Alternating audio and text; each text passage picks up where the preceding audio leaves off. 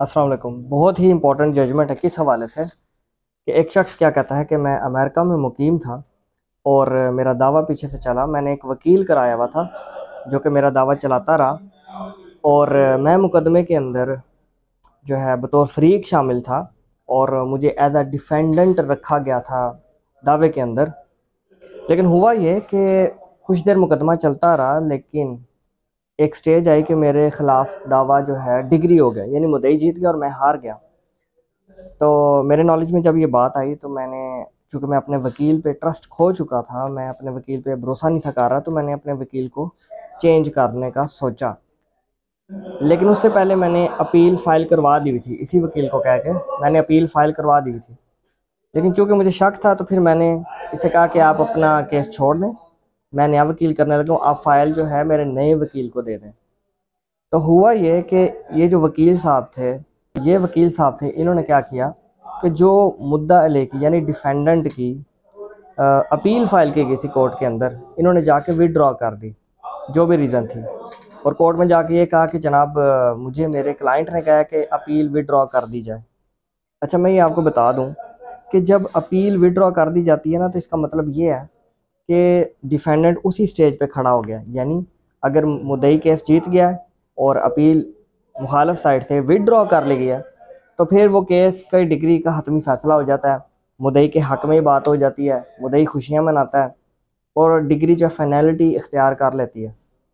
तो इस केस के अंदर चूँकि अपील विड्रॉ होगी तो मुद्दई को फ़ायदा हुआ, मुद्दई बेनिफिशरी करार पाया और मुद्दई जो है उसको विन कर गया।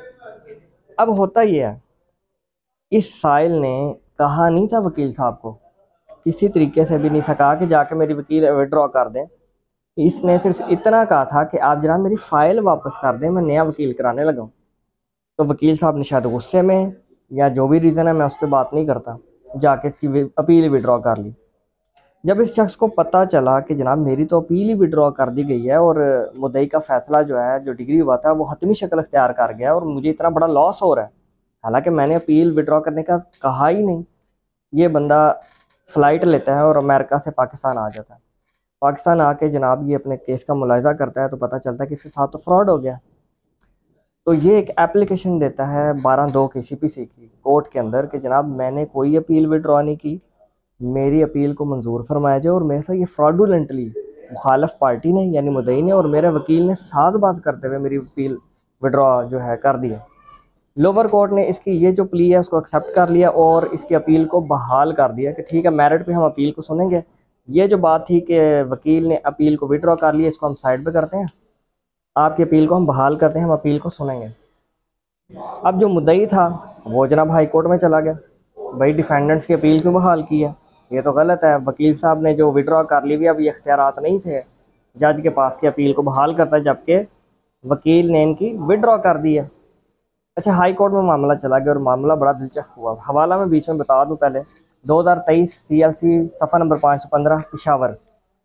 हाई कोर्ट के अंदर क्या हुआ कि जब फाइल का मुलाहिजा किया गया, ऑपरेशन किया गया और एक एक चीज़ का सामने रखा गया, तो हाई कोर्ट ने कहा कि जनाब हमने पावर ऑफ अटॉर्नी का मुताला किया, हमने उस मुख्तारनामे का और वो जो वकालतनामा उसका मुआयना किया है, उसके अंदर विड्रॉल के इख्तियारात नहीं थे दिए गए।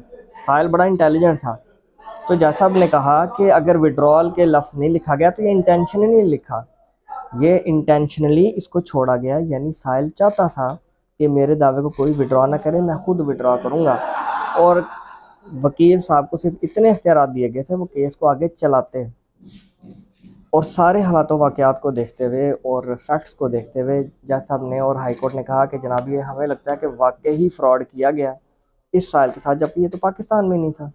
साहिल ने अपना पासपोर्ट भी लगाया कि जनाब मैं तो पाकिस्तान में नहीं था, फिर उसने स्क्रीन शॉट्स लगाए व्हाट्सएप के, पिक्चर्स के, और कोर्ट के अंदर रखे उस एप्लीकेशन के साथ कि जनाब देखें मेरी तो इसके साथ कन्वर्सेशन क्या हुई है, मैंने तो इसे विड्रॉल के कुछ कहा ही नहीं, मैंने तो इसे कहा था फ़ाइल वापस कर दो मेरे वकील साहब को, मैंने नया वकील करा लिया, मेरे अब ट्रस्ट इश्यूज़ हो गए आपके साथ। फिर जनाब इस जजमेंट के अंदर एक एक चीज़ स्कैन करके, यानी जो वकील साहब ने एप्लीकेशन दी थी लोअर कोर्ट के अंदर विड्रॉल की, वो भी लगाई गई जजमेंट के अंदर कि अल्फाज क्या थे। और वकील साहब ने ये लिखा हुआ था कि जनाब मेरे साहिल ने मुझे कहा कि अपील को विड्रॉ कर लिया जाए, हालांकि ऐसी कोई बात नहीं थी। फिर जज साहब ने बड़ी तफसीली फ़ैसला किया और इसमें कुरानी आयात का भी हवाला दिया कि वकला हजरात और दीगर तमाम लोग कोर्ट को असिस्ट करने के पाबंद हैं, दयानतदारी से और ऑनेस्टली।